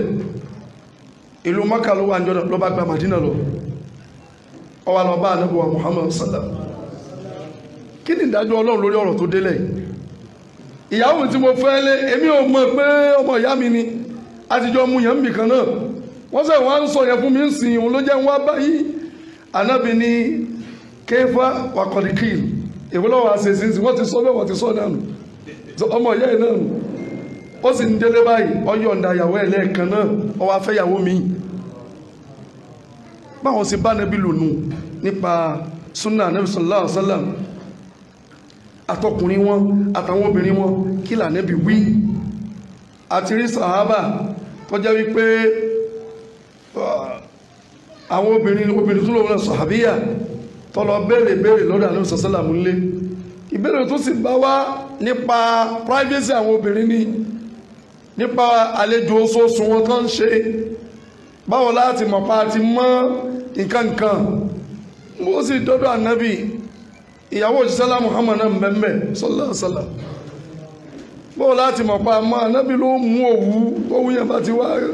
ọba ti rí pọ́ gbẹ o ti mọ́ náà nù ọ̀rọ̀ yóò yé á mú òwú ńgbàtí ìsàmbé kò yé mi ò gbọ́ yín o lànàbí wa náwọ́ sí ìyàwó ẹ̀kan bá ń sàlàyé fún kó yé ní ẹwọ́ wá ní ohun tí òjíṣẹ́ Ọlọ́run sọ fún ọ ni pé ó lọ mú cotton wool àbí nǹkan kan tó mọ́ báyẹn ó fi sójú ara ńgbà tó bá wá yọ jáde ní túgbẹ́ tẹ́jẹ̀ yìí ò sí ń bẹ̀ mọ́ ìyẹn ni pé o ti mọ́ ọ wà lọ wẹ̀ gbogbo wọn bí wọ́n ti ń ṣerù wọ́n máa ń kó ọ̀rọ̀ wọn lọ bá òjíṣẹ́lá Muhammad láti pé kó sàlàyé kí ni ẹ̀sìn wí lórí ọ̀rọ̀ kọ̀ọ̀kan kò wá dàrú rí yàní kò rújú bí súnà ṣe ń bọ̀nù ọ̀ràn yẹn sì ni kí a tẹ̀lé ṣe wá rí wàhálà a máa tako súnà nábì a ní gbà níbi tóun ti bẹ̀rẹ̀ tí láti ọjọ́ láíláí náà ni òun náà ti pẹ́ a ti sọ fún wa nípa àwọn tó ṣáájú wa o wípé gbogbo wọn àwọn òun tako súnà nábì o sallallahu alaihi wasallam rárá bí wọ́n ṣe bá nábì lò ní asọ́ yẹn àmọ́ bí tí wàhálà ti dé òun náà látọ̀dọ̀ àwọn táǹpẹ̀ ní Shia Khawarij odidi ọ̀rọ̀ lọ̀rọ̀ àwọn eléyìí odidi ọ̀rọ̀ lọ̀rọ̀ wọn ìyẹn ni àwọn kan tó jẹ́ wípé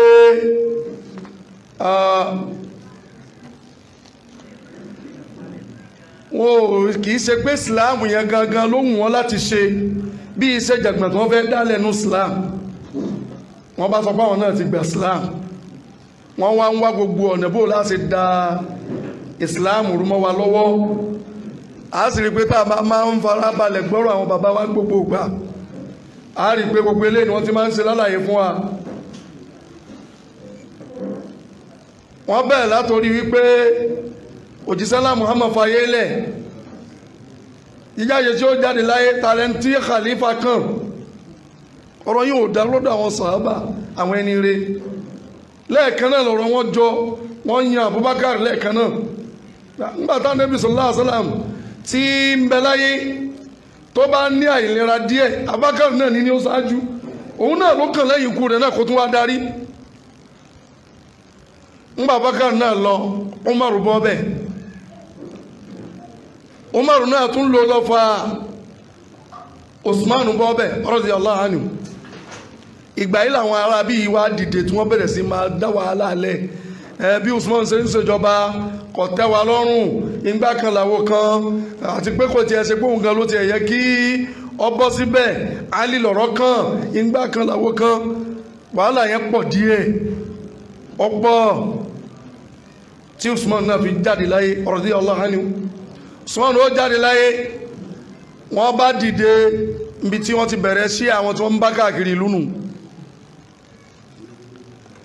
Ali ni o Muawiya ń bẹ̀lẹ́gbẹ̀ kan bí Ali wọ́n mú Ali náà lọ́ba kan bí pé sí àwọn ni wọ́n polongo pé Ali ni khalifa kan kìí sàwọn tí wọ́n fún yẹn ọ̀rọ̀ tún lọ náà Ali tún bọ́ bẹ̀ náà àwọn iná ni wọ́n tún padà bá dìde sí Ali Khawarij jìnnú àwọn ni wọ́n tún padà wá dìde dolóyè ṣẹ́rí pẹ̀lú wà bàjẹ́ tí wọ́n wù yẹn tó ní wọ́n padà wá pé Ali náà ní kèfèrí àti gbogbo wa kátó àṣà àwọn sàhábà tó kù ṣẹ́wárí ibi tí wàhálà ní gbàdísì àtakò súnà ti ń bẹ̀rẹ̀ náà nù ṣẹ́wárí gbogbo ẹ̀rí tí bá ti wá ń bọ̀ yìí pé àdísì kan ní wọ́n ní Abubakar sọ pé Ànábì sọ pé wọ́n ní ń rárá àgbà torí Abubakar gan ọ̀tá àtàwọn ni àwọn ò fẹ́ nígbà táwọn ń polongo pé Ali ló kàn wọ́n ó ṣe láti jẹ́ pé Abubakar ló bọ́ bẹ̀ nítorí aburú tó ń fẹ́ ṣe fáwọn mùsùlùmí tá a bá gbọ́ ìdánilẹ́kọ̀ọ́ táwọn bàbá ti ṣe fún wa rí dáadáa tí wọ́n sọ wípé kí ni ètò ní láàrin Aisha àti Fatima pé àwọn ni wọ́n lọ kọ lẹ́tà pé bánẹ́bí bá ti kú wọ́n jù sí pèrè ànábì sì kú wọ́n gbé pílò báyìí wọ́n rí lẹ́tà pé Abubakar wọn ló kàn bí wọ́n bá ti wá lọ tán kí Hafsa radiyallahu anha kí Umaru bọ́ bẹ́ẹ̀ pé Hafsa àti Aisha ni wọ́n tu ètò bí Abubakar ṣe débẹ̀ àti Umaru bí wọ́n sì ń dẹ̀ wàhálà lè bọ̀nù ìbáwọn náà wọ́n bẹnu lé ànábì pé kì í ṣe pé bó ṣe yẹ kó rí nìyẹn ìyẹn ló fà á tó fi jẹ́ pé látọjọ́ láéláé tẹ́ bá ń gbọ́ pé àwọn kan sọ pé àdìsí kò sí súnà àwọn yẹn ní Ṣíà Khawarij tìtorí pé gbogbo ẹ̀rí tá a sọ pé wá látọ̀dọ̀ ànábì kí ni ó sọ ń pa ẹ̀sìn Islam yìí tá a sọ yìí pé kò sójú Abubakar kò sójú Umar nígbà tá a nàbọ̀ Muhammad bẹ̀láyé àbí Abu Hurairah radiyallahu anhu àwọn sì mọ̀ pé gbogbo àtẹ́ bá ti ń kóòtù àwọn eléyìí àìdá táwọn fẹ́ ṣe òní nítumọ̀ mọ́ wọ́n bá kúkú bẹ́gi lé ẹ má wulẹ̀ gbé àdìsí ànábì kankan gbọ́ pé látọ̀dọ̀ Umar àbẹ́yà Abubakar kò sọ̀rọ̀ mbẹ́ ibi wọ́n ti bẹ̀rẹ̀ wàhálà wọn nù wọ́n ti wá gbìyànjú débi pé àwọn Ṣíà ni o àti bẹ́ẹ̀ bẹ́ẹ̀ rú wọn lọ kò gbogbo tíra táwọn sọ pé tíra súnà ni àwọn náà ti kọ gbogbo ẹ̀ síta rẹpẹtẹ lónìí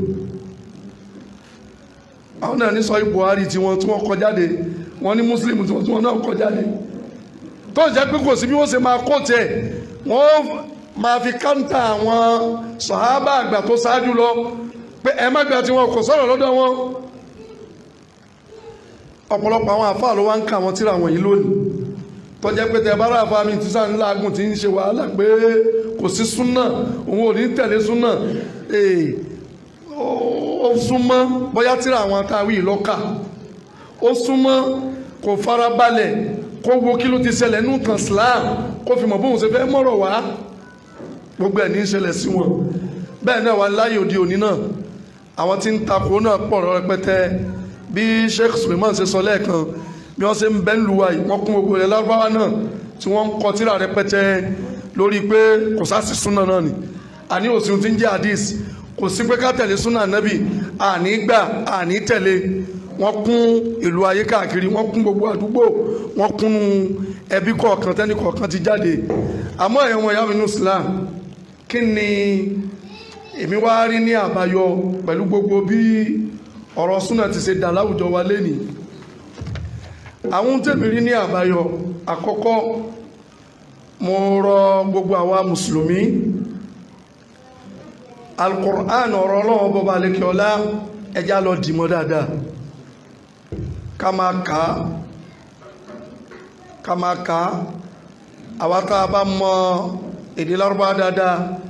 àwọn tafsir Qur'an bí Ibn Kathir àtàwọn àfáwà míì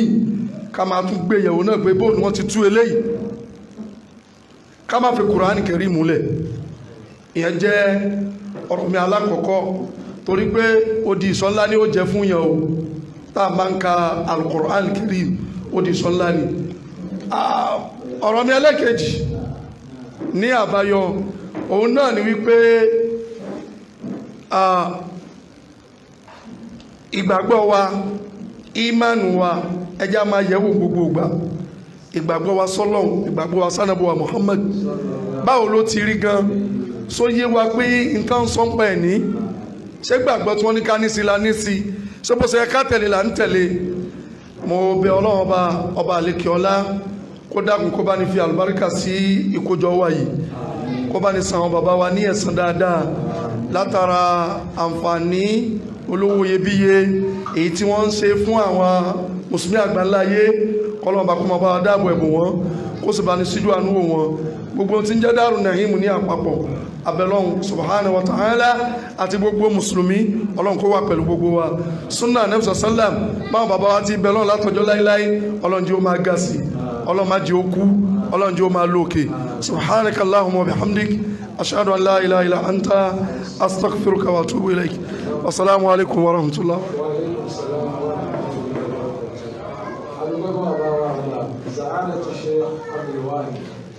Adúpẹ́ fún ẹ lọ́pọ̀lọpọ̀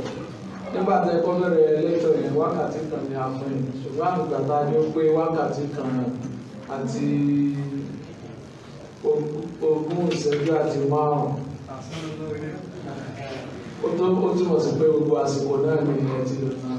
àsìkò náà ti wá wọlé afọ́pẹ̀rù fún wa nísìn nígbà tá a bá wọlé padà gbogbo àwọn àtúpalẹ̀ tẹ́ bá wa sọ insha Allah àwọn àkọ́kọ́ ṣètò rẹ̀.